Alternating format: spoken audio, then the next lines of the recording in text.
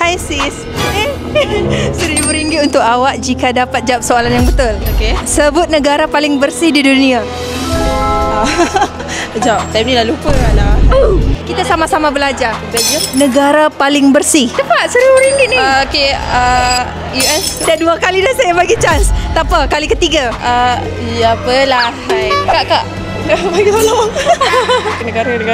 Negara apa? England. Salah. Korea? Bukan. Tak apa, saya bagi chance lagi sekali. Apa England? Bukan. Kali ketiga. RM1,000 ni, cepat. Ya Allah. Apa dia? China? Salah. Sebut negara paling bersih di dunia. Bukan. Saya bagi chance, tak apa. RM1,000 ni. Apa? Singapore. Ada yang lebih bersih dari situ lagi, tak apa. Sampai 3 kali. Tak sure lah, Jerman. Bukan. Saya bagi chance lagi sekali lah. RM500 untuk awak kalau ada follow Cahaya Icha di TikTok. Cahaya Icha. Alah, belum lagi sayangnya melepas RM500. Boleh tak kalau kita bagi untuk orang yang tengok video ni? RM1,000 untuk korang. Sebut negara paling bersih di dunia. Komen di bawah sekarang juga.